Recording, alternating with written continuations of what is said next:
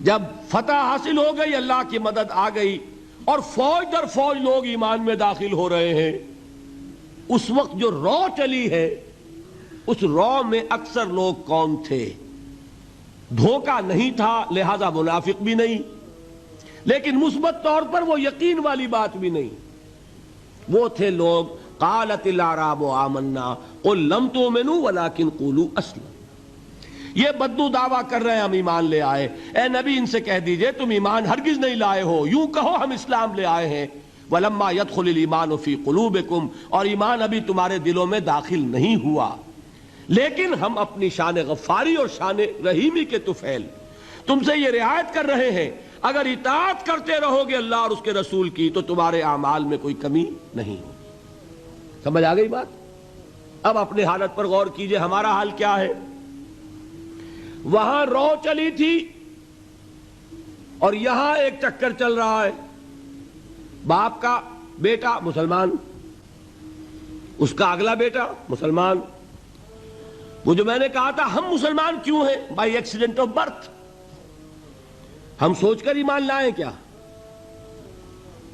ہم نے خود غور و فکر کے بعد ایمان قبول کیا ہے۔ اللہ جس سے توفیق دے دے، ہو سکتا ہے، اب بھی ہو سکتا ہے، سوچئے، غور کیجئے، تفکر کیجئے، شعوری طور پر ایمان لائیے، وہ ایمان اور ہوگا۔ اب تک ہم میں سے اکثر کا حال کیا ہے کہ صرف ایک چکر ہے نسلی، نسلاً بعد نسل اسلام آ گیا، اسلام تو آ گیا، کیا ایمان بھی آ جائے گا اس طرح؟ ایمان نہیں آتا اس طرح، اسلام آیا ہے۔ ہمارا حال کیا ہے؟ اکثر و بیشتر وہ اسی آیت کے مصداق ہے، قالت الاعراب آمنا قل لم تؤمنوا ولکن قولوا اسلمنا ولما يدخل الایمان فی قلوبکم۔ تو بتائیے ہمارے لیے کتنی بڑی نوید ہے یہ، کتنی بڑی خوشخبری ہے یہ کہ اللہ نے یہ وعدہ کر لیا ہے۔ اگر بات یہ ہوگی کہ جب تک ایمان نہیں ہوگی نہ نماز قبول نہ روزہ قبول، تو ہمارا کوئی مقام پھر تھا؟ اللہ نے کتنی بڑی اپنی رحمت فرمائی، کتنا فضل فرمایا، اس حالت میں بھی اطاعت کرو گے تو اللہ تمہارے اعمال کا اجر و ثواب عطا کر دے گا۔ اب چوتھی چیز، نوٹ آف کوشن، یہ اطاعت ہونی چاہیے کلی اطاعت، جزوی نہیں، جزوی اطاعت اطاعت نہیں۔ اللہ کے 10 احکام ہیں، 5 آپ نے مان لیے، 5 آپ نے ٹھوکر مار دیے، کیا کہیں گے اسے؟ یہ اطاعت ہے؟ سمجھ لیجئے، یہ جزوی اطاعت اطاعت نہیں، اس پر تو اللہ کا غضب بھڑکتا ہے۔ افتؤمنون ببعض الکتاب وتکفرون ببعض، کیا تم ہماری شریعت، ہماری کتاب، ہمارے قانون، اس کے کچھ حصے کو مانتے اور کچھ کو نہیں مانتے؟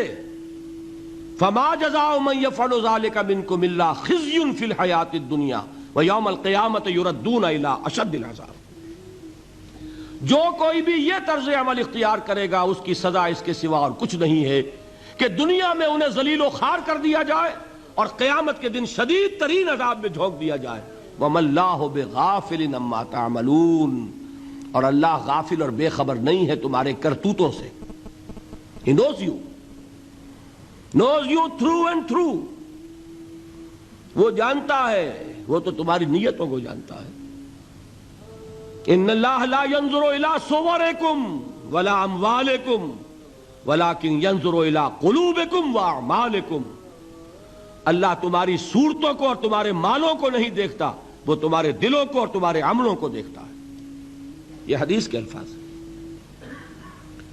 تو یہ جو جزوی اطاعت ہے یہ اطاعت نہیں کہلائے گی، بلکہ یہ تمسخر کہلائے گا، ڈٹھائی کہلائے گی، استہزاء کہلائے گا، دین کا مذاق اڑانا کہلائے گا۔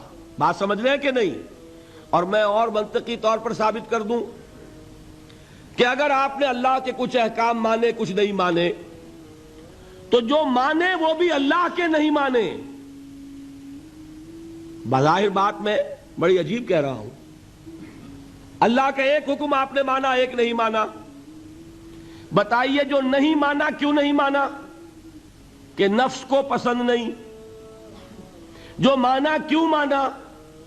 کہ نفس کو پسند ہے، دونوں حالتوں میں کس کی بات مانی؟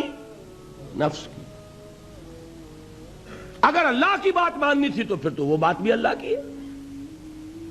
جب آپ نے اللہ کی ایک بات رد کر دی، کیوں؟ کہ نفس کو پسند نہیں، اور جو مانی تو اس لیے مانی کہ نفس نے ویٹو ہے، اوکے کر دیا، ٹھیک ہے۔ تو اصل آپ کا افسر کون ہوا؟ نفس یا اللہ؟ اللہ کا حکم ہوتا تو جو حکم ہے وہ ماننا پڑے گا۔ معلوم ہوا کہ آپ نے ویٹو دیا ہوا ہے نفس کو، تو جس کے پاس ویٹو اسی کی اطاعت۔ بظاہر آپ اللہ کا حکم مان رہے ہیں، حقیقت میں اپنے نفس کا حکم مان رہے ہیں، الا کہ آپ کی اطاعت کلی ہو، جو اللہ کا حکم سر تسلیم خم۔